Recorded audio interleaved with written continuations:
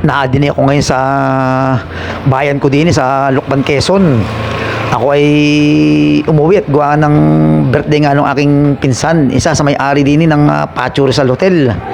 Yan, ari nakaputi si Ate Marilyn.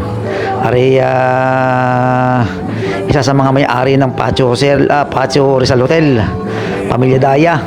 Ay ari pinsan buo ko. Ayan, ay di narinig rin yung mga magpipinsan namin. Ayan, si Ariel, yan. Si Kuya Vic, yan, nandyan. Yan, si Ariel, si Insan Ariel. Kami, minsan-minsan lang na rin magkita-kita eh. Tapos ay, tawag din eh, yan. Ari, yung girlfriend ni Ariel. Yan, si Commander. Di picture-picture muna. Yan, si Kuya Vic, Ari, pisang buko rin Ari. Saan lang magkita-kita, kakamiss din na rin mga pisang ko ay.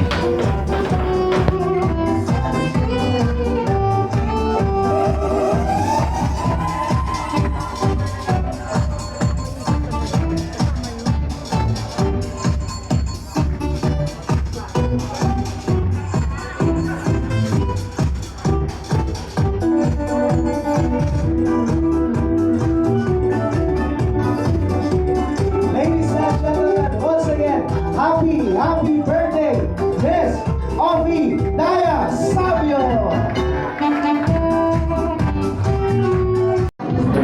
Yan, si Ate Marilyn, saka mga empleyado ng Pacho Rizal Hotel, oh. Sila naman ang mga nagpicture-picturean din eh.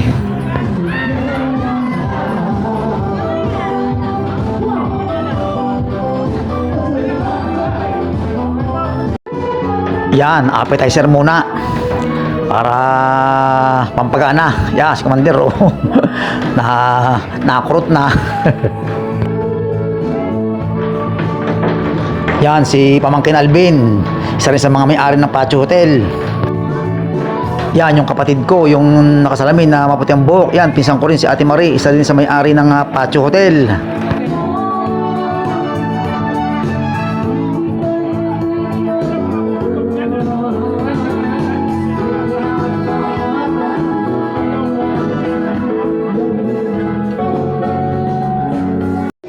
At ari, ang pinaka-exciting na part.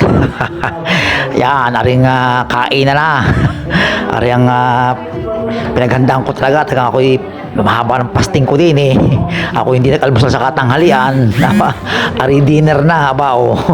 Sarap na rin oh. Kahit na ako'y may gout at magapan po ay hindi ko palalampasin ari. Minsan lang oh sa sarap ng kain aba.